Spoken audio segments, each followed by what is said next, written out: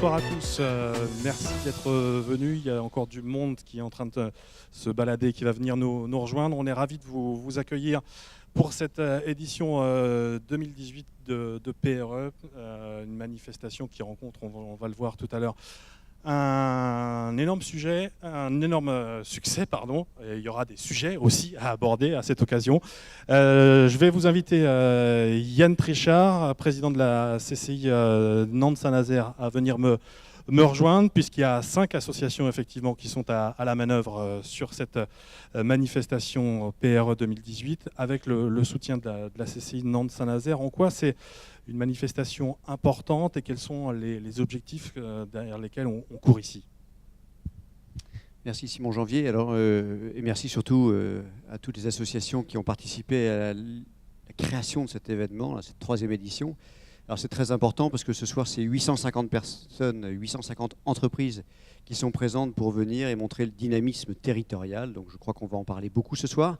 Ce qui est très important aussi, c'est de voir cette logique très forte qu'il y a sur ce territoire de partenariat entre les associations, les chefs d'entreprise et les collectivités territoriales.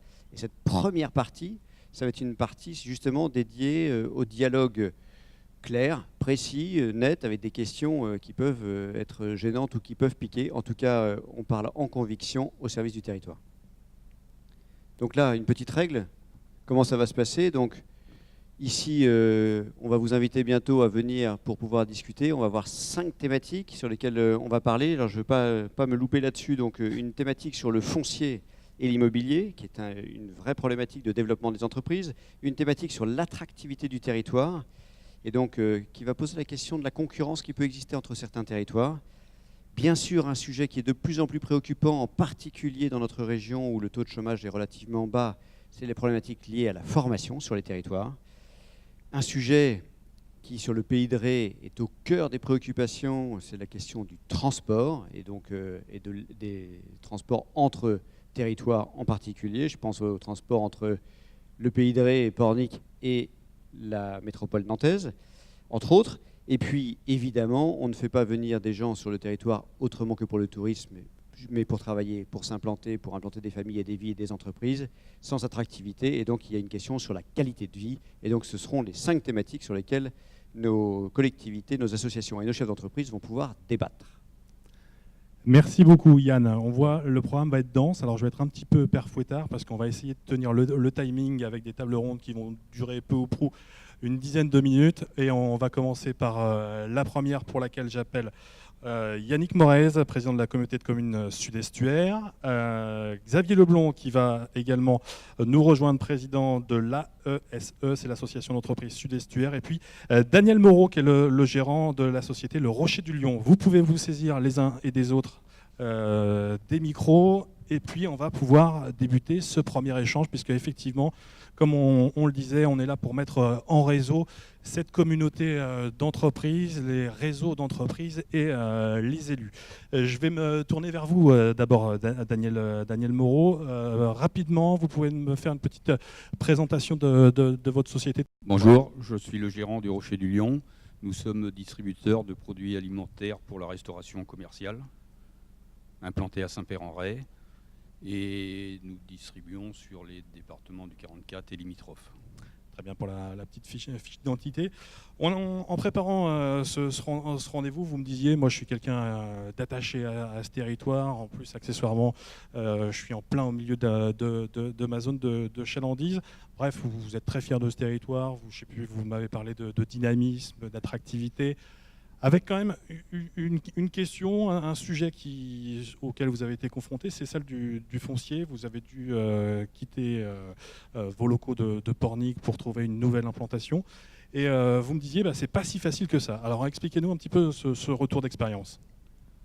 De trouver des locaux sur la région, ça a été compliqué pour moi, oui. J'ai eu la chance de trouver ce bâtiment à Saint-Père-en-Retz qui nous convient très bien. Mais en quoi ça a été compliqué? Expliquez-moi. Il n'y en avait pas d'autres sur le secteur. On ne voulait pas construire des bâtiments neufs. Mais vous aviez une problématique. Est-ce que vous êtes contre-exemple, ou alors il y avait une vraie problématique de trouver du... On fait du bruit. On est de jour comme de nuit, donc il nous fallait un entourage calme. Ce qu'on a à Saint-Père, là, on est bien. La question, elle se pose à vous, Yannick Morez. Comment vous percevez ce sujet? Est-ce que c'est un vrai sujet? Est-ce que c'est une exception à la règle? Comment vous voyez cette question? Alors, une exception à la règle, non, parce qu'on a déjà eu, en fait, il y a quelques années, lors de la délocalisation, en fin de compte, des galets de Saint-Michel, qui recherchaient également du foncier. Et donc, nous avons accueilli, nous, sur le territoire de la communauté de communes du Sud-Est-Ouest, en fin de compte, cette entreprise, où nous avons tout fait de façon à ce que ça puisse fonctionner. C'est pareil, il fallait que ce soit également à distance des habitations. Mais c'est vrai qu'au niveau des différentes zones d'activité qu'il y a sur le territoire, et notamment que ce soit au niveau du Sud-Est-Ouest, au niveau du Pays de Ré, il y a quand même un certain nombre de zones d'activité qui ne sont pas complètes.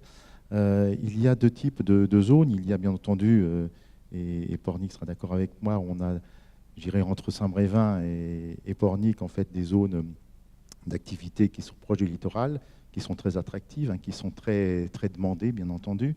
Et puis nous avons donc en rétro-littoral d'autres zones, c'est le cas donc à Saint-Père, qui peuvent accueillir des entreprises qui peuvent entraîner quelques nuisances, notamment ici là, donc des nuisances sonores.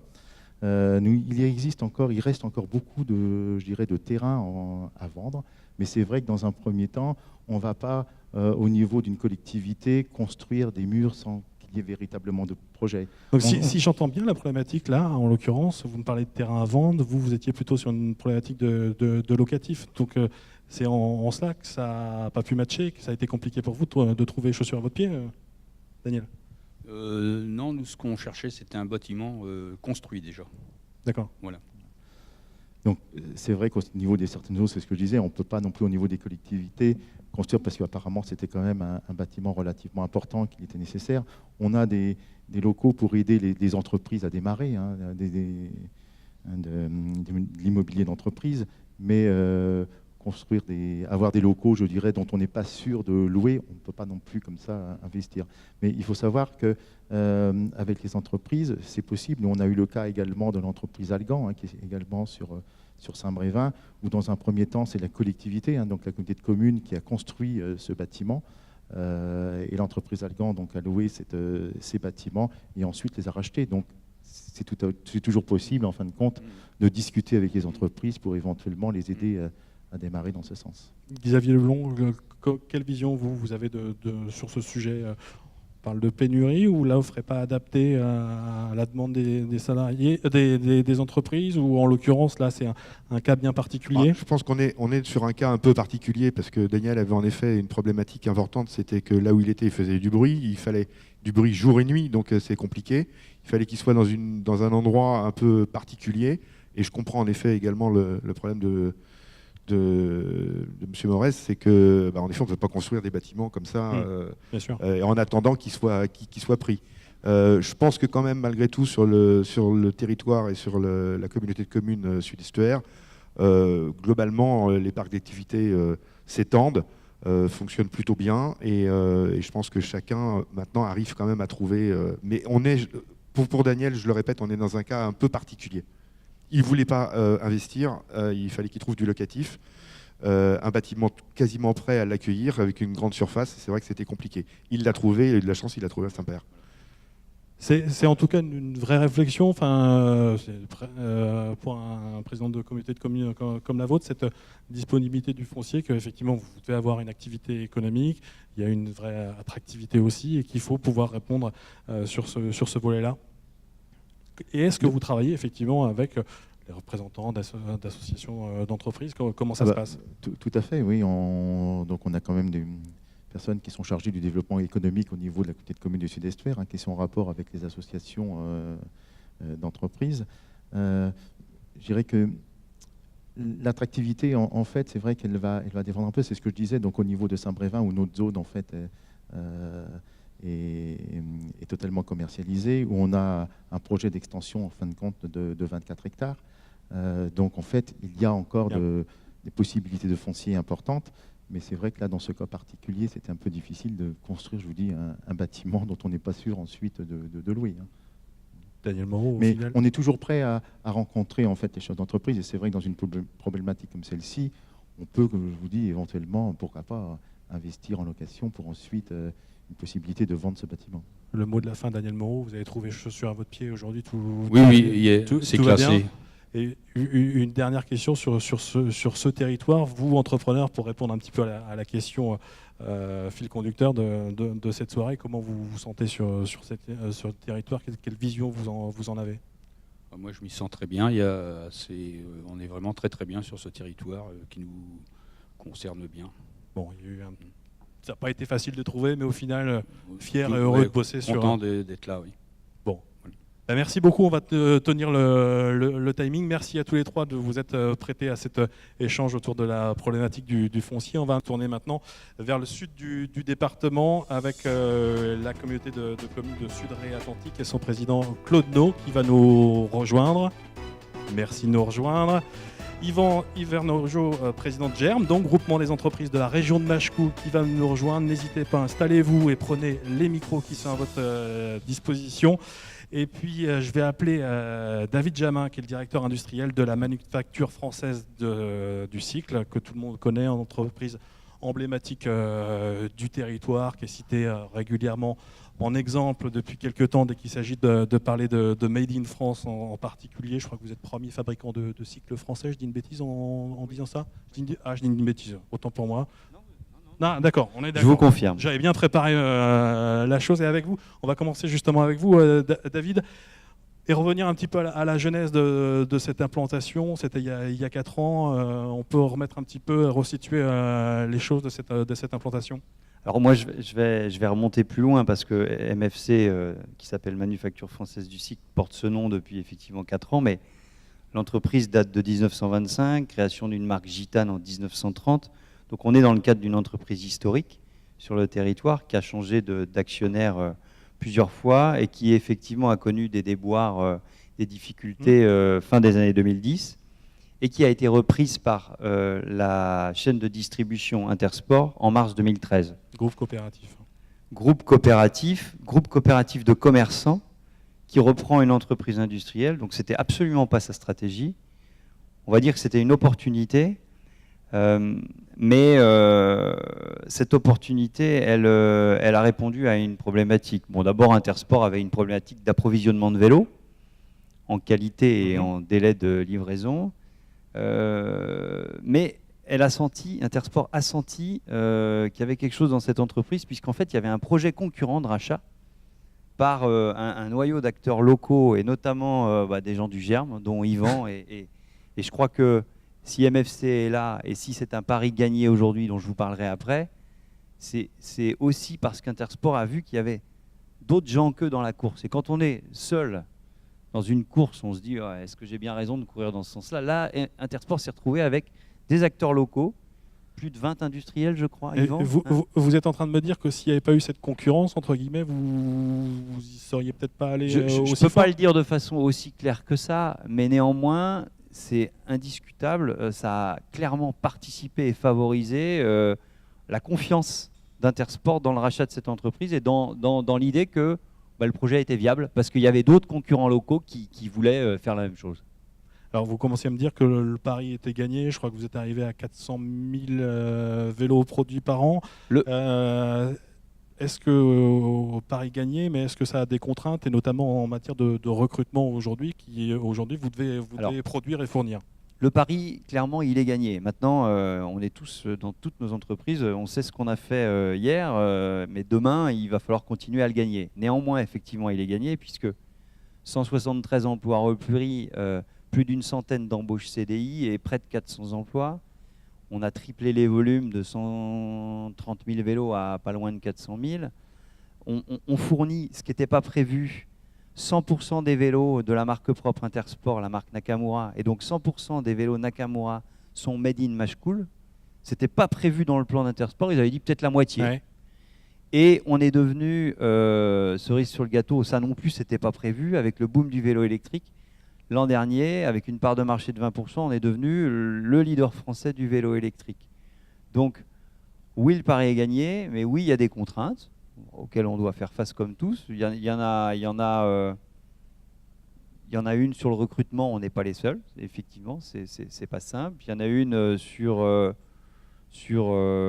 fait de toujours être attractif, et puis il y en a une autre plus précise dont je vous parlerai après. Le recrutement, ça touche aussi à l'attractivité du territoire, et c'est en ça que vous attendez qu'une collectivité sache rendre sexy, ou en tout cas continue à être attractive. Est-ce que je le caricature ou pas? Non, nous sommes des entreprises, nous devons mener notre bateau. Par contre, le bateau, il se mène sur une mer. Et l'environnement, notre environnement, c'est la mer, effectivement. Donc, il nous faut trouver de la main-d'œuvre. L'attractivité du territoire avec une notion, par exemple, on a parlé du foncier tout à l'heure. Le coût du logement abordable, c'est un élément important. L'éducation, c'est un élément important. Et nous, alors c'est peut-être un gros mot, mais nous sommes très favorables aux migrations, qu'elles soient nationales, voire plus. Si on veut développer nos entreprises, parfois, il faut aussi en passer par là. Claude No, c'est peut-être une remarque qui s'adresse à vous quand on parle effectivement d'attractivité, de services, de coût du logement. Comment vous voyez ce sujet-là qui participe, si on a bien entendu, à la bonne évolution d'une entreprise comme MFC? Comment on voit ou comment on a vu effectivement, puisque depuis un certain nombre d'années, nous travaillons avec les acteurs économiques de Machecoul et des environs, et avec Yvan et aussi avec les responsables de MFC, de Novoferm, de CETI, avec lesquels nous travaillons parmi d'autres depuis longtemps déjà. Je reviendrai sur certains points plus particuliers et récents, mais nous pouvons dire que en engageant il y a maintenant une dizaine d'années une action en faveur de la construction de logements pour permettre aux jeunes apprentis, aux employés, aux stagiaires de la formation professionnelle et des entreprises de trouver sur notre territoire de quoi se loger, quelques semaines, quelques mois ou quelques années, eh bien, nous avons lancé un pari que nous ne savions pas aussi important, mais les chefs d'entreprise nous le disaient à cette époque. Et ce sont les chefs de ces grandes entreprises qui nous le disaient il y a 10 ans. On s'est lancé dans cette aventure et nous sommes avec Johan à la Chevrolière en ce moment à construire la 5e résidence de jeunes travailleurs sur ce territoire. Donc je ne parle pas que de la seule communauté de communes sud-atlantiques, mais celle-ci est bien dotée en structure d'accueil des jeunes travailleurs. Ce sont des résidences. Et nous développons également l'accueil chez l'habitant. On a aujourd'hui 26 à 30 lieux d'accueil chez l'habitant pour des jeunes travailleurs et stagiaires. Donc ça, on savait que cela, c'était quelque chose d'important. Ça ne suffit pas. Nous avons aussi lancé, à la même époque, un travail autour de l'accompagnement des porteurs d'initiatives, en nous appuyant une fois de plus sur le réseau des employeurs et en lançant la plateforme d'initiatives locales qu'on connaît tous aujourd'hui dans notre secteur et dont les pionniers sont aussi des gens de Machecoul, Saint-Philbert, et qui portent aujourd'hui un projet qui a fait ses preuves depuis plus de 10 années en accompagnement des porteurs d'entreprises, et tous ayant un parrain au sein de la plateforme d'initiative. Si j'entends bien, ça veut dire aussi qu'un réseau ou une association d'entreprises a ce rôle-là, Yvan, d'interpeller la communauté pour dire il y a des choses qui se passent et il va falloir répondre à ce besoin-là? Alors en effet, il y a toujours eu sur Machecoul depuis longtemps un engagement des entrepreneurs pour leur entreprise bien évidemment, mais également en ayant un regard sur les entreprises voisines. Avec une certaine solidarité. Dans l'exemple de MFC, lorsque, en effet, cette entreprise a eu quelques difficultés, on est plusieurs entrepreneurs à s'être mobilisés avec les collectivités en se disant c'est pas possible que cette entreprise disparaisse. Pas par rapport à son activité elle-même, mais parce que c'était un fleuron de Machecoul, et puis en même temps parce que ça représente un nombre d'emplois, donc une économie locale forcément conséquente.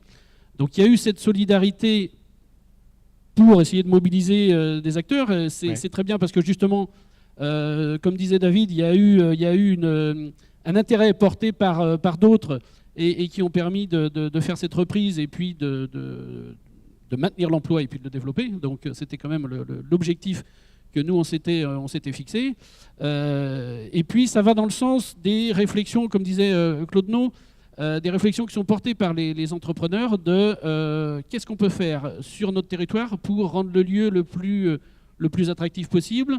Et dans ce sens-là, on a depuis longtemps été sensible sur les besoins de nos collaborateurs.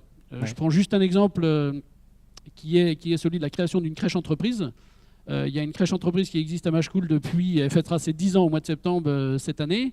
Elle a été faite dans cet esprit-là, de se dire quels sont les moyens qu'on peut mettre à disposition de nos collaborateurs pour favoriser l'employabilité, c'est-à-dire permettre à des gens qui peuvent être hésitants de venir, d'intégrer des entreprises pour lesquelles en effet on pouvait avoir des difficultés de recrutement. Et puis il y a les équipements scolaires, il y a les équipements sportifs et il y a des équipements d'accueil pour favoriser justement ces arrivées sur Machecoul. David, un dernier mot. Vous me disiez juste avant qu'on monte sur scène, j'ai envie d'aborder un vrai sujet aussi d'attractivité pour le territoire et qui vous concerne directement, c'est le Grand Port Maritime. Oui, effectivement. Moi, je lis la presse économique. Je comprends que l'État a désigné des grands ports. Montoire-Saint-Nazaire n'est pas forcément dedans. Alors, pour une entreprise comme la nôtre, qui sommes des importateurs de composants, l'existence et le développement et la pérennité du port de conteneurs Montoire-Saint-Nazaire est un facteur important de notre compétitivité à deux titres. Économique, c'est beaucoup plus économique pour nous de faire venir les marchandises par Montoire que par Le Havre. Et flexibilité, c'est beaucoup plus flexible pour nous. Donc ça nous permet vraiment de nous adapter mieux à notre business. Alors on est à la fois gros et petit, mais on fait venir 800-900 conteneurs par an. Et on a besoin de cette flexibilité et de cette compétitivité pour faire ça. Et dans ce jeu-là, on espère bien, on compte bien sur la pérennité et le développement de cette infrastructure. Et aussi, ça fonctionne aujourd'hui, mais en tout cas, on continuera à avoir besoin de la liaison routière qui emmène dans notre beau pays de Ré depuis cette infrastructure. Merci à tous les trois, on a tenu à peu près le timing. Merci pour cet échange et puis on voit qu'il se passe vraiment des choses sur ce territoire autour de Machecoul. Merci à vous. On va passer au troisième plateau télé en se tournant cette fois-ci vers le territoire de Pornic, Aglo Pays de Ré qui nous accueille aujourd'hui avec Pascale Briand qui est la vice-présidente de la communauté de communes. Je l'appelle à me rejoindre, n'hésitez pas. Daniel Bouillet va également nous rejoindre, président de l'association Cœur de Ré Entreprise, CRE. Et puis Alain Gauthier va également nous rejoindre. Vous êtes agriculteur à Chaumes-en-Ré. Installez-vous, les micros sont à disposition ici. Et on va commencer avec vous, Alain Gauthier. Agriculteur, donc, du côté de Chaumes-en-Ré, vous m'avez expliqué de génération en génération, je crois, vous avez repris l'exploitation familiale, vous adorez ce territoire, pour rien au monde vous n'en changeriez.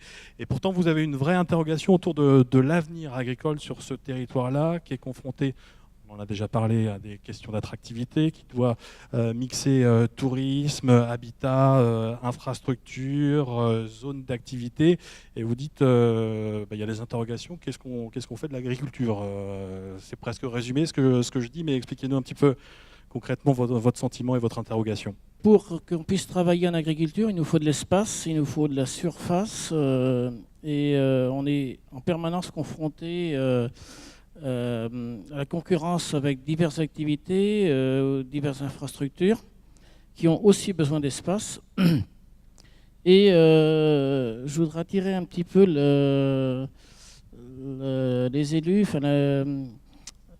sur cette problématique-là. On voit des doublements de routes qui ont leur utilité, où on crée une route nouvelle à 30 ou 50 mètres de l'ancienne. Systématiquement, la bande qui est entre les deux, elle est perdue pour l'agriculture. Il est très difficile de travailler ce genre de choses. Par la longueur, ça représente quand même des hectares. C'est un peu dommage de gaspiller ces surfaces-là. On voit aussi des bâtiments artisanaux ou industriels sur des terrains relativement importants. Est-ce qu'il n'y aurait pas là aussi quelques ajustements à faire pour réduire la consommation d'espace, pour laisser un peu plus de surface aux agriculteurs et au développement à venir? Pascal Briand, je ne vais pas vous surprendre, mais les interrogations vous sont destinées. Comment on trouve effectivement le juste équilibre, ou en tout cas un point d'équilibre entre ces différents paramètres d'univers différents et qui doivent cohabiter sur un même territoire? Ce sont effectivement des équations difficiles et l'agriculture, comme d'autres secteurs, est confrontée à des défis importants. Les deux exemples que vous avez cités nécessitent effectivement une mobilisation des élus et des techniciens de ces secteurs-là. Pourquoi ? En ce qui concerne le domaine routier, bien sûr, il y a aussi d'énormes contraintes. D'abord des exigences, puisque effectivement nos territoires ont besoin de développement d'axes routiers, mais en même temps, il y a des exigences par rapport à l'environnement, il y a des exigences par rapport évidemment à l'artificialisation qui en résulte pour l'agriculture, aux difficultés qui peuvent être liées au fait que certaines exploitations ont des difficultés pour rejoindre certaines parcelles lorsque les traversées sont difficiles. Donc il y a des tas de problématiques à résoudre et de fait, comme presque sur tout sujet, il y a la nécessité de trouver l'équilibre entre toutes ces exigences, ce qui induit des laps de temps extrêmement longs dans les études. Donc on ne peut pas dire que ce soit un sujet facile, mais en tout cas, ce qui est très important, c'est que l'ensemble des composantes dont il faut tenir compte et des déterminants soient bien pris en compte, et ceux que vous avez cités sont non négligeables. Avoir finalement des portions de terre qui ne seront utiles ni pour l'environnement et les animaux parce que c'est trop étroit, ni pour l'agriculture et qui ne servent in fine à rien, est de fait un problème. Il faut voir à chaque fois s'il ne peut pas être résolu. Sur l'autre secteur qui est celui des zones d'activité économique, bien sûr, comme tout secteur, il y a sur notre territoire des besoins de zones d'activité économique. Et se pose la question de trouver les voies qui, là aussi, vont rendre compatible le besoin d'extension avec les exigences environnementales. Et là, on voit bien que les pressions qui s'ajoutent et surtout qui évoluent au fil du temps et qui remettent en question des surfaces déjà dédiées, puis qui tout d'un coup deviennent non exploitables parce qu'il y a une zone humide, etc., ça rend les équations difficiles parce que là aussi, pour le secteur économique, il faut pouvoir agir vite et on prend du retard lorsqu'une zone prévue pour le développement économique, tout d'un coup, tombe. Alors, il y a des pistes et nous travaillons beaucoup sur ces sujets qui visent à revoir aussi le besoin des entreprises qui évoluent, par exemple, de plus petites parcelles, et donc arriver à plus rapidement adapter les parcelles aux besoins en diminuant finalement le besoin d'extension. C'est une piste évidemment intéressante, mais qui a des coûts, parce qu'il faut prévoir à nouveau les aménagements, et donc les équilibres se trouvent là aussi déplacés, mais il faut travailler en ce sens, qui correspond aux besoins aussi des entreprises. Autre évolution, les entreprises, maintenant dans certains secteurs, peuvent travailler dans des lieux entre guillemets communs. La mise en place d'une nouvelle structure qui s'appelle le WIP dans le secteur de l'innovation et de l'informatique, mais pas seulement, avec des espaces ouverts, avec ce qu'on appelle du coworking, peut donner des solutions parce que là, on concentre dans un lieu effectivement plusieurs entreprises qui peut-être dans le passé se seraient dispersées. Donc, premier élément, regardez objectivement les données, et de fait, partout en France, ce n'est pas uniquement notre territoire, il y a des problèmes d'artificialisation. Deuxièmement, trouver des pistes innovantes à chaque fois, en tenant compte de toutes les informations possibles et des nouvelles pistes, et puis se dire que pour un territoire comme le nôtre, l'artificialisation, la densification de la population, l'évolution de la population, c'est certes, ça pose des problèmes, mais en même temps, ça apporte des clients au secteur de l'agriculture, avec notamment les nouvelles attentes des consommateurs en proximité, donc des nouvelles façons d'avoir un développement économique agricole qui trouve directement son devenir dans la proximité et parfois dans les zones. Voilà. Daniel Bouillet, comment vous réagissez? Effectivement, on ne peut plus fonctionner de la même manière, on doit être moins consommateur du point de vue du monde de l'entreprise. Sur les zones, et puis avant d'aborder le deuxième sujet avec Alain, sur les zones, moi j'ai une petite chose à dire. Je pense que vous, au niveau des élus, il faudrait qu'il y ait une réflexion au niveau du règlement des zones pour gérer la deuxième phase de certaines parcelles. En première phase, vous êtes des acteurs principaux. Donc là, vous étudiez tous les éléments de l'acquéreur. Ça lui permet d'avoir ou pas l'accès à la parcelle. Après, quand il y a liquidation, quand il y a cession, cette deuxième phase, c'est bien souvent là que les problèmes dans les zones ils arrivent. Et vous n'avez plus de maîtrise, et même loin de la maîtrise, vous n'êtes plus acteur du tout. Et ça, moi j'ai des zones en tête, hein, je vois des parcelles qui deviennent des no man's land. Ouais. Alors tout le monde n'est pas comme les établissements rochers qui cherchaient un grand bâtiment sur un terrain existant. Il n'y a quand même pas trop de demandes de ce côté-là. Donc je pense qu'il faudrait faire évoluer la réglementation pour que vous puissiez au moins bloquer certains projets à ce moment-là. Voilà, ça limiterait la surface. Maintenant, Alain avait un autre sujet. L'appel est lancé, effectivement. Alain, vous souhaitiez aussi aborder un autre sujet qui vous est propre au monde agricole. Vous dites qu'on forme des jeunes, effectivement, dans les filières agricoles, mais qui ne se dirigent pas forcément derrière vers des secteurs porteurs. Expliquez-nous rapidement, puisqu'on est toujours contraint par le temps. Effectivement, aujourd'hui, on rencontre une problématique assez aiguë. Les classes de formation agricole sont souvent remplies de jeunes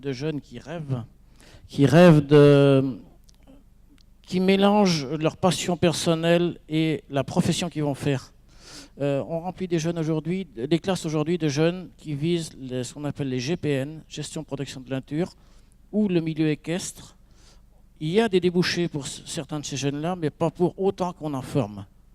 Et en contrepartie, tout ce qui est BTS ou même autres diplômes, bac pro et même ingénieur, destinés à la production, il n'y a personne dans ces classes-là. Et il se pose déjà le problème de la transition intergénérationnelle. On n'a pas de jeunes pour nous remplacer. Moi, j'arrive à fin de carrière, on n'a pas de jeunes pour reprendre le flambeau. Constat dans la filière agricole, mais vous pouvez peut-être partager sur d'autres secteurs d'activité, cette inadéquation entre formation et emploi. Ouais, oui, la formation, nous, aujourd'hui, la formation, on la pratique. Hein, c'est pour ça que moi, mon souhait aujourd'hui, ça a été d'inviter les proviseurs pour les incorporer directement avec nous. On a passé de liens avec eux. La formation, on la pratique nous aussi. La formation, on ne la fait pas évoluer comme ça du jour au lendemain. Ouais. C'est minimum une formation correcte, c'est sur 2 ans minimum. Donc, et nous, on s'aperçoit que nos activités vont beaucoup plus vite que ça. Donc on a quand même des phases il y a des décrochements entre la formation et nos besoins. Aujourd'hui, je ne connais pas beaucoup de domaines d'activité qui se disent que c'est bien en parallèle avec leur activité entre la formation. Donc ça, je pense qu'on n'a pas assez de liens, nous, avec les établissements. Cette question de la formation est aujourd'hui effectivement au cœur des sujets. Elles sont au cœur de elles sont dans la tête des entrepreneurs. Hein. Ça, c'est une évidence, c'est le quotidien, ça. Très bien. Merci à tous les trois de vous être prêtés à ce plateau TV. On va poursuivre avec la prochaine séquence. On va partir vers l'est du territoire. On va parler de la communauté de communes de Grandlieu avec son président Johan Boblin. Je vous invite à me rejoindre avec Christophe Aubry, également président de Aigle, l'association interprofessionnelle Grandlieu Entreprise. Et puis Philippe Plantive qui nous a rejoint, qui a réussi à descendre du TGV à Nantes et à nous rejoindre rapidement, le tout sans excès de vitesse, c'est formidable. Vous êtes le dirigeant de la société Proginov à la Chevrolière, éditeur de logiciels. On est dans l'univers de l'ERP et du cloud, de l'hébergement. Territoire un petit peu particulier par rapport au reste, par rapport à la proximité de la métropole nantaise, véritable atout aussi vous concernant, mais qui a certaines limites concernant les transports et en particulier, c'est ce que vous me disiez quand on a préparé ce rendez-vous, les transports en commun. Quid des transports en commun quand on est sur une zone d'activité qui touche la métropole mais qui ne fait pas partie de la métropole? Expliquez-nous. Bonsoir à toutes et à tous. Le célèbre débat de la communauté urbaine de Nantes et de ce qui l'entoure, n'est-ce pas? Donc, pas très simple au sud, mais pas plus au nord, je pense. On a la chance d'avoir un vice-président de région, Johan Boblin, qui est justement sur la voirie et sur le haut débit, donc ça c'est très bien pour nous. Ça, je pense que ça contribuera à faire rayonner notre territoire. On a chez Proginov un un profil moyen de recrutement aux alentours de 4 et plus 5, bac plus 4, bac plus 5. Donc généralement, les jeunes ont déjà leur permis de conduire en poche, donc en fait, ils n'ont pas trop de difficultés pour venir jusqu'à la Chevrolière, jusqu'à Tournebride. Néanmoins, je pense à mes confrères qui sont sur la même zone et qui pourraient, pourquoi pas, traiter de l'apprentissage, pourquoi pas sur des filières après 4e, 3e. Et là, c'est quand même plus compliqué, seconde, première. On n'a pas encore le permis. Et là, ça fait quand même relativement loin par rapport à certains cœurs de bourg. Donc là, bon, le débat, on le connaît par cœur, Johan. Faire en sorte qu'on puisse malgré tout organiser une rotation de transport en commun sur Tournebride, sachant que le problème de Viey va être réglé, et ça c'est une bonne nouvelle. On a milité beaucoup pour faire sauter ce sacré rond-point, et c'était d'ailleurs, je pense, un bel exemple de l'association à la fois du monde politique local et des entrepreneurs, puisqu'on s'était mobilisé fort, Christophe. En 2016. Oui. En 2016, et le Conseil général nous a entendus, donc ça c'était un bel exemple d'association. Christophe, c'est une problématique qui est plus générale sur l'ensemble des... Je pense que l'ensemble des zones d'activité et des entreprises du territoire de Grandlieu, mais c'est ce que nous disons ici, et certainement vrai sur Machecoul aussi, est largement pénalisé par l'accès au territoire. Et en réalité, nous avons maintenant depuis de nombreuses années mis ce sujet sur la table et reçu un soutien indéniable de la part des élus, et on continuera d'en parler puisque c'est vraiment l'un des sujets principaux aujourd'hui pour l'accès de nos collaborateurs à l'entreprise. Yann Boblin, c'est quoi les solutions? Comment on y travaille? Expliquez-nous un petit peu comment vous saisissez ce sujet-là. Alors c'est vrai qu'aujourd'hui, on parle souvent des trajets domicile-travail, et notamment des trajets de nos concitoyens qui vont travailler vers la métropole. Mais pour autant, on a la chance d'avoir 15 parcs d'activité, plus de 6000 emplois sur ces 15 parcs, et forcément de nombreux collaborateurs d'entreprises qui viennent pour du coup la métropole pour venir travailler sur notre territoire. Et dès qu'il y a un problème d'accès, se pose très vite un problème d'attractivité. Et plus les temps de trajet sont longs, et plus ça peut être une difficulté pour une entreprise, non seulement de s'implanter, mais en plus de se développer. Donc nous, notre rôle d'élus, d'une part, c'est d'être à l'écoute des chefs d'entreprise et de porter quelque part leurs préoccupations. J'ai entendu le numérique, j'en parlerai tout à l'heure, mais sur la question du transport en commun. Effectivement, on a milité tous ensemble sur l'aspect routier. Aujourd'hui, les choses sont engagées avec un soutien du département et de la région. Pour ce qui concerne le transport en commun, là, on a vraiment un travail à mener aussi avec nos autres partenaires. C'est-à-dire qu'on est aux portes de la métropole. On sait qu'il va y avoir un chronobus qui va arriver finalement pas très loin de notre territoire. Il y a eu la décision du maintien de Nantes Atlantique. Donc, à un moment donné, va se poser aussi la question d'un transport en commun type tramway ou type TER pour rejoindre Nantes Atlantique. On est, quand je parle de Nantes Atlantique, on est à quelques kilomètres, quelques minutes de futurs parcs d'activités qui sont sur la communauté de communes de Grandlieu. Donc nous, notre rôle, c'est vraiment de créer des passerelles avec la région qui maintenant pilote la question du transport interurbain, donc d'essayer non seulement de maintenir, mais de développer les lignes régulières, et puis de travailler aussi à l'élaboration d'un partenariat avec la métropole, par exemple, pour pouvoir utiliser ou bien les couloirs par les bus, ou bien faire en sorte qu'il y ait une prolongation des chronobus, par exemple, de la métropole sur notre territoire. Et là, cette prolongation, c'est dans les tuyaux?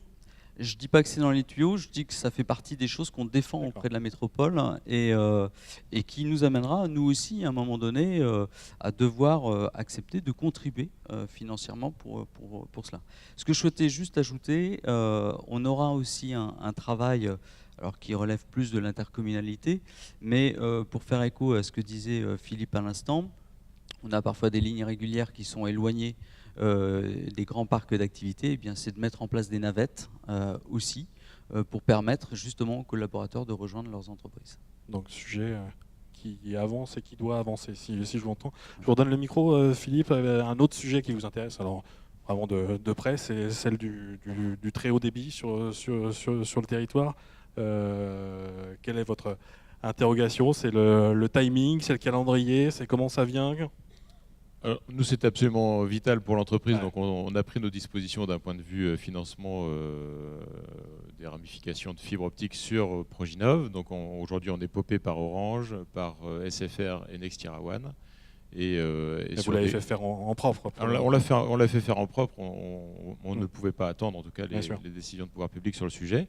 Il est évident que une zone qui veut s'émanciper, y compris attirer un certain profil d'entreprises qui peuvent générer aussi de l'emploi relativement jeune, donc avec aussi un cycle d'implantation dans nos communes avec des foyers relativement jeunes, et donc redonner aussi de l'élan à certaines communes au travers des écoles, des associations et autres. Tout ça, évidemment, on le reflète bien dans notre métier qui est le numérique, et pour ça, il faut absolument des ramifications de fibre optique. C'est aujourd'hui presque encore plus important que le routier, quoi.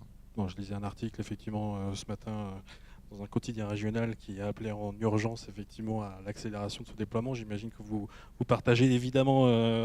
Effectivement, on n'est pas seulement concerné lorsqu'on travaille dans le milieu de l'informatique. Les entreprises industrielles, et nous en sommes un exemple, qui sont implantées en multisite, choisissent parmi leurs sites ceux qui bénéficient aujourd'hui des meilleures infrastructures, ne serait-ce que par exemple pour implanter un bureau d'études ou des serveurs. Donc c'est absolument déterminant, et au plus vite on sera câblé en haut débit, et au mieux ce sera. Yohan Boblin, comment vous, collectivité, vous pouvez intervenir sur ce sujet, faire accélérer les choses si tant est que vous en ayez la possibilité?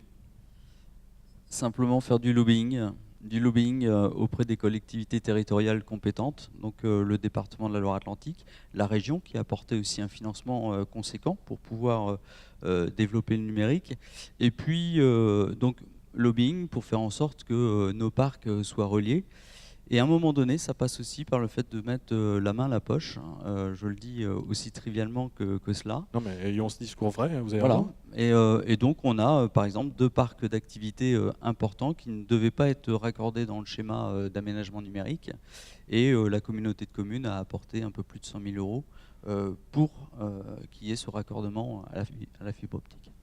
Sauf que les temps pour vous ne sont pas les mêmes que pour la collectivité, j'imagine. Ça va jamais assez vite, quoi. On est bien conscient qu'il y a ce type de contraintes pour mettre en place des infrastructures, mais on voit aussi le résultat des décisions qui sont prises au fur et à mesure des exercices qui s'enchaînent, et c'est pour ça qu'on insiste beaucoup sur le degré d'urgence à ce niveau-là. Et on sait que le lobbying, ça prend un peu de temps. Vous n'allez pas me contredire, Yohan Boblin. Ça prend un peu de temps, mais quand on est aidé par les entreprises, et c'est clairement le cas, c'est très facilitant, et je pense que cette alliance entreprise et territoire est vraiment déterminante. Philippe ?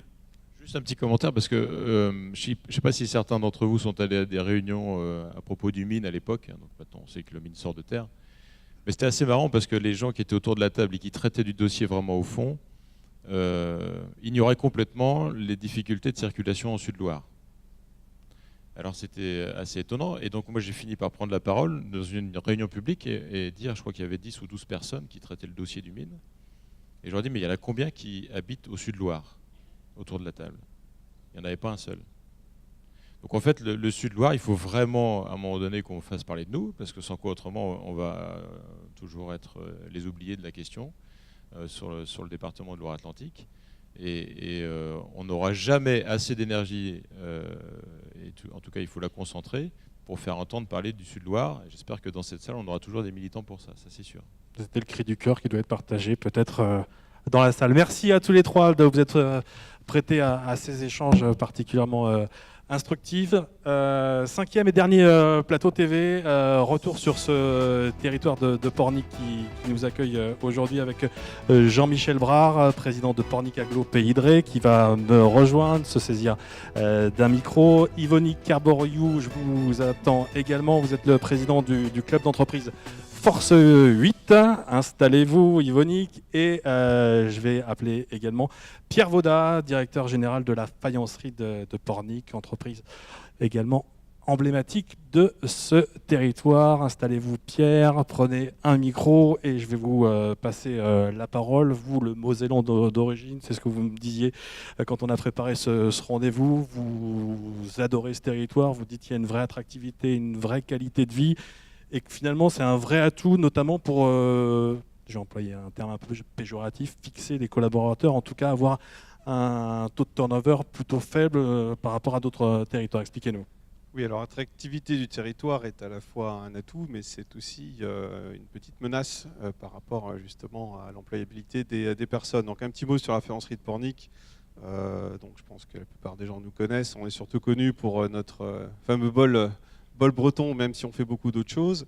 On est une entreprise qui représente une industrie en fin de cycle. C'est la céramique, la manufacture de céramique en France. On est un des derniers fabricants de céramique en France.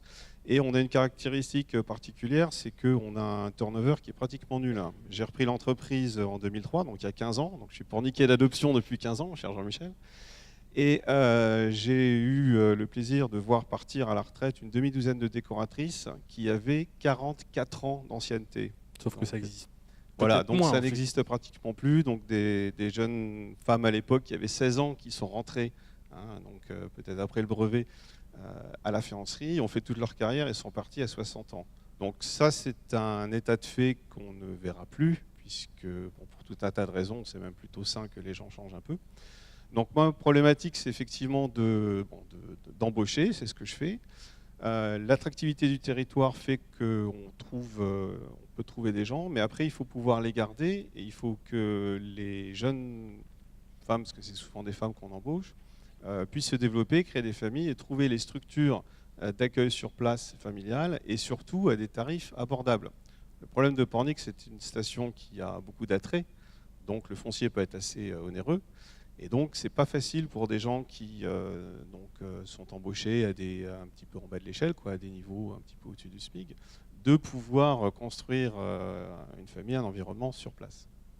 Jean-Michel Bras, est-ce que c'est une préoccupation, effectivement, et comment ça se matérialise, cette préoccupation, pour effectivement permettre à tout à chacun de vivre et de travailler sur le territoire? Je dirais oui, le territoire de Pornic est attractif par la qualité du site qui est reconnu de tous.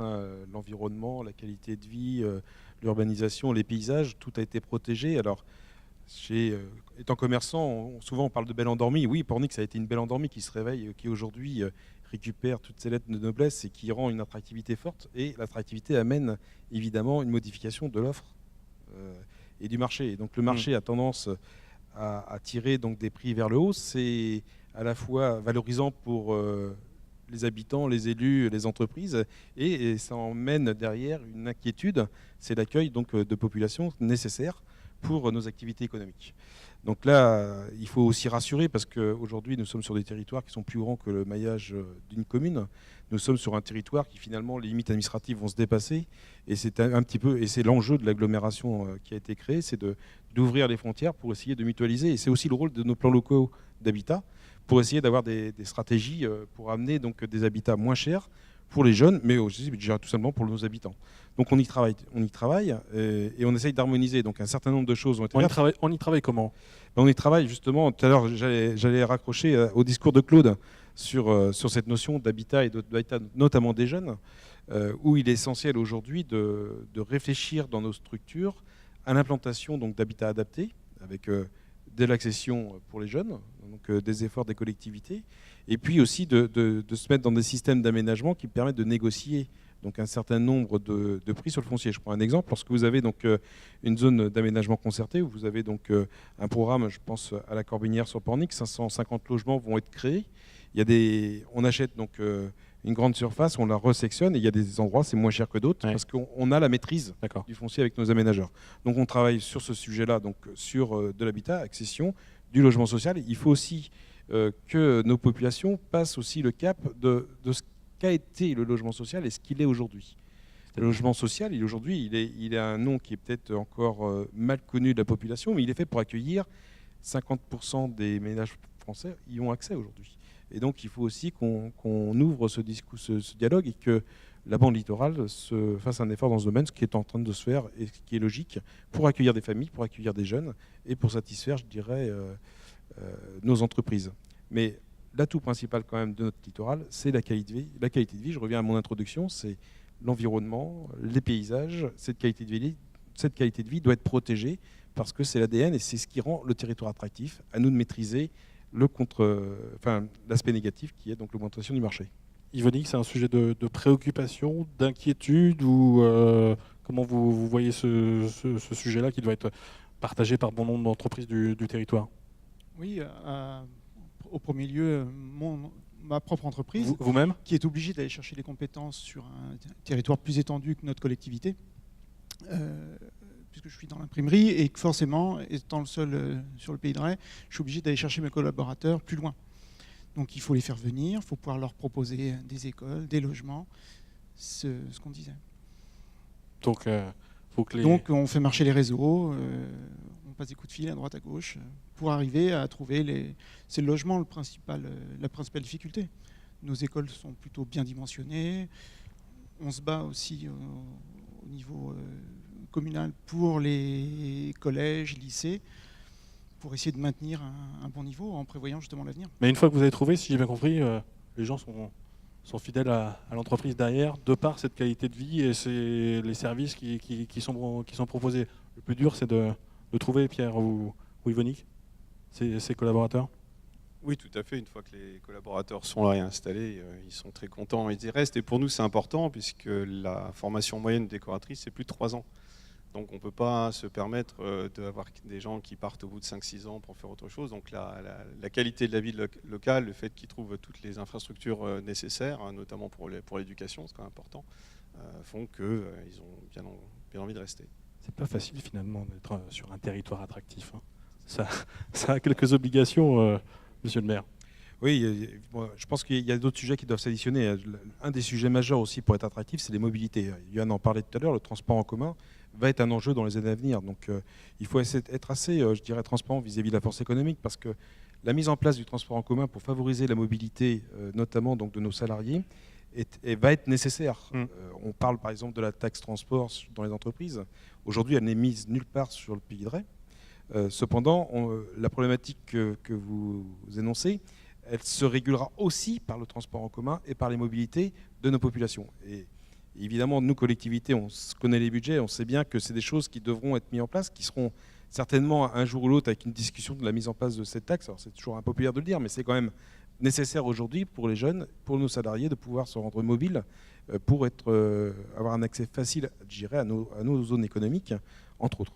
C'est aussi nécessaire, il y a ça, il y a le logement, et puis après il y a toutes les infrastructures pour que, aujourd'hui, pour attirer les salariés, les gens comparent les villes, comparent les destinations, comparent les équipements. Donc bien sûr, il y a le scolaire, il y a les collèges, il y a les lycées, il y a aussi les périscolaires, les accueils, les multi-accueils. Tout à l'heure, on parlait donc de la maison d'accueil sur Machecoul. Il y a aussi la culture, il y a les loisirs, les mondes associatifs, les équipements sportifs. En fait, c'est tout un environnement qui doit être repéré et attractif. Et donc, il faut aussi pour nous, élus, et pour les entreprises, communiquer, montrer une image de qualité qui fasse que le salarié ait envie de venir. Et la première chose qu'il regardera, en effet, c'est les mobilités, c'est le prix du logement, mais aussi tous les équipements autour qui font que, en fait, quand il arrive avec les enfants vont pouvoir avoir des équipements sportifs, vont pouvoir avoir une médiathèque, vont pouvoir avoir un certain nombre d'accès aux loisirs, le numérique, c'est essentiel. Et puis, on va y rajouter ce qui nous manque, tout à l'heure on le disait, les infrastructures, qu'elles soient ferroviaires et routières. C'est un tout. L'attractivité, il n'y a pas que le prix du logement, il y a l'ensemble de tout ce qui compose le bien vivre ensemble sur un territoire. Donc vous êtes vous aussi collectivité soumis à ce terme de compétitivité. En tout cas, vous devez être compétitif par rapport à d'autres territoires pour attirer aussi les compétences pour les entreprises. Alors, moi, ma position, elle est claire. On est sur le Pays de Ré, les territoires, les communes aujourd'hui, c'est une image qui existe, mais on parle territoire. Le territoire du Pays de Ré n'est pas en concurrence, on n'est pas en concurrence avec Yannick Morez, avec Claude No, Bernard Morillo. Sur notre territoire, on est complémentaires. Tous complémentaires. Oui, à l'échelle de ces territoires. On est tous complémentaires. Et de l'autre côté, quand je dis de l'autre côté, c'est de l'autre côté de la Loire, on voit ce que je veux dire, on a le Nord-Loire, mais on a aussi des complémentarités. Le tourisme, par exemple, qui est une activité économique forte sur notre territoire, ne peut pas s'imaginer que seulement entre Saint-Brévin et Pornic. Il match évidemment avec La Baule, avec Guérande-le-Croisic et avec Noirmoutier. En fait, on est déjà sur des maillages, donc, par exemple sur le tourisme, l'activité économique, sur la région Pays de la Loire. Merci à tous les trois d'avoir participé à cet échange, à ce plateau TV. Et je vais appeler maintenant Daniel Bouillet et Yann Trichard pour conclure effectivement cette première partie de soirée PRE. Nous dire un petit peu évidemment ce que vous en tirez de ces échanges. C'est toujours important de se mettre en réseau aussi avec des collectivités pour effectivement pouvoir échanger. Qui s'y colle en premier? Daniel? Des animations comme ça, des journées comme ça, ça permet de se côtoyer, se voir sous un autre angle. Et là, on le fait sur scène, mais c'est qu'une partie des échanges qui vont se faire aujourd'hui. La plupart vont se faire en dehors de scène et en dehors des micros. Et par ce genre d'événement, moi, en tant que président de club, c'est ce qu'on recherche. Voilà. Si j'ai quelque chose à dire par rapport à cette table. Merci Daniel.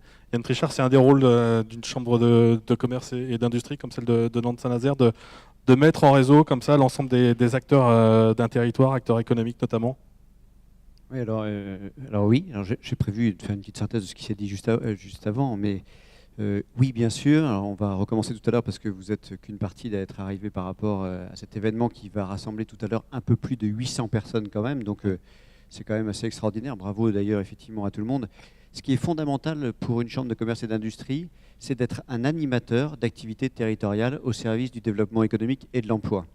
Donc du concret, du pragmatisme et des résultats tangibles. Quand on fait comme ça et qu'on participe avec les clubs à l'organisation d'une table ronde où on met autour d'une même table des chefs d'entreprise qui ont des problématiques, des associations qui sont là pour créer le lien entre des chefs d'entreprise sur des territoires et des élus locaux qui sont là pour dynamiser les territoires, on crée là un cercle positif au service du fait de trouver de bonnes solutions. Donc là, si on regarde un petit peu, si je peux me permettre, par rapport à ce qui s'est dit, 5 tables rondes, 5 sujets, un sujet immobilier foncier, un sujet attractivité du territoire, un sujet formation des jeunes au travers de l'agriculture, mais par extrapolation, c'est vrai pour tous les sujets de formation, un sujet mobilité et transport, auquel on adjoint ici ou ailleurs le haut débit, j'y viendrai, et puis un sujet de qualité de vie. En fait, si on regarde bien, le sujet global, c'est un sujet qui peut se concrétiser en un mot, c'est la question de l'attractivité. L'attractivité, c'est quoi? Qu'est-ce qui fait que nous, chefs d'entreprise, on vient s'installer sur un territoire? Qu'est-ce qui fait qu'on y reste? Ce n'est pas simplement le fait de dire qu'on trouve un foncier. Évidemment, il faut le trouver. Et donc là, c'est le rôle, on l'a vu tout à l'heure. J'ai un chef d'entreprise qui a besoin d'un foncier. Vous avez un problème. Il y a 2 numéros de téléphone qu'il faut retenir, principalement. Celui de la Chambre de commerce et d'industrie, c'est facile à trouver. Si vous ne trouvez pas, vous appelez la Chambre de commerce et ils vous aideront. On vous aidera pour trouver ces solutions-là. Et puis deuxième, c'est la communauté de communes dont vous dépendez ou sur laquelle vous voulez vous installer. Et c'est là que va rentrer, entre autres, la compétition dont on parlait. Évidemment, la compétition est utile. On a besoin de compétition dans nos entreprises, on a besoin de compétition entre les communautés de communes, entre les territoires, parce que c'est ce qui crée l'émulation. Et cette émulation est saine, parce que c'est celle qui va permettre de travailler le cadre de vie. Et c'est comme ça qu'effectivement, on va trouver, entre autres, des crèches, on va trouver des centres de formation, on va construire des logements, comme ça a été évoqué, on va mettre en place des infrastructures qui vont permettre à nos collaborateurs de pouvoir vivre dans de belles conditions sur notre territoire, et donc permettre comme ça que ça fonctionne. Formation. Évidemment, on a monté une entreprise parce qu'on a trouvé des locaux, on a trouvé un foncier disponible, on a des maisons ou des appartements pour pouvoir loger les personnes.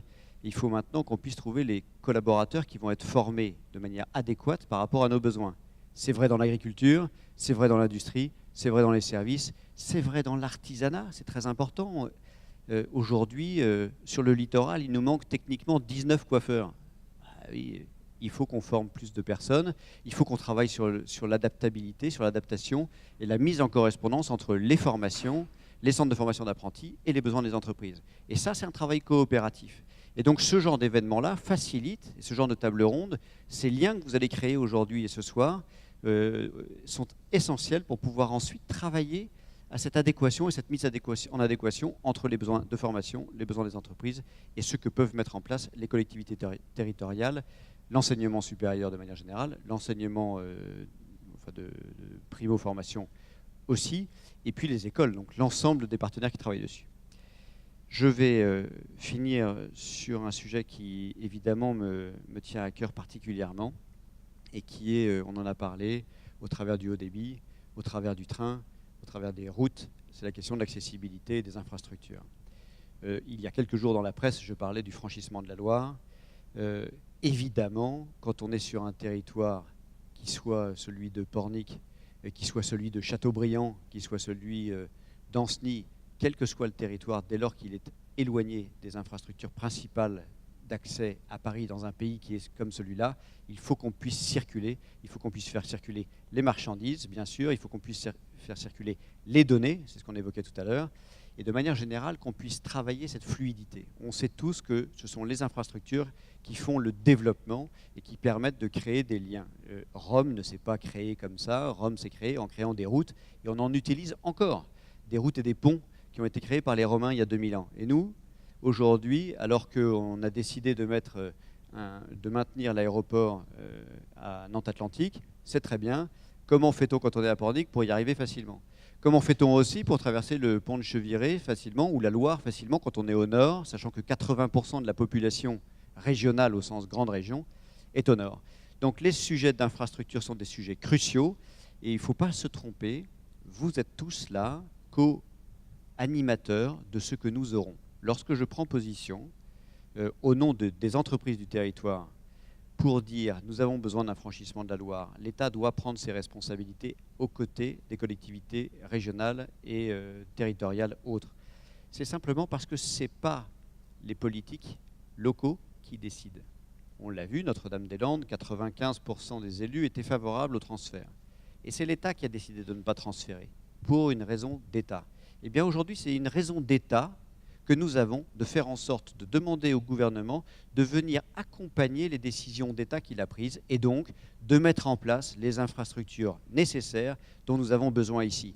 Prenez la parole, écrivez à vos ministres, voyez vos députés, défendez votre territoire parce que ce n'est pas uniquement les élus de chefs d'entreprise comme moi ou des élus du territoire qui vont seuls pouvoir traiter la question. C'est votre voix à tous, donc n'hésitez pas à envahir les boîtes mail de nos députés, envahir les boîtes mail de notre président de la République et du Premier ministre, de manière à leur dire pourquoi vous avez besoin, avec vos mots, vous avez besoin effectivement qu'on développe nos infrastructures territoriales de manière certaine. Et c'est ce que finalement vous avez entendu les 5 tables rondes, tout le monde parle d'infrastructures, de quelque nature que ce soit. Donc voilà mon message, c'est on a tous besoin des mêmes choses, de l'attractivité, des infrastructures et puis de la formation pour faire en sorte que nos territoires soient les plus agréables à vivre. Et donc, encore une fois, on va passer une très belle soirée ici tous ensemble à pouvoir réseauter.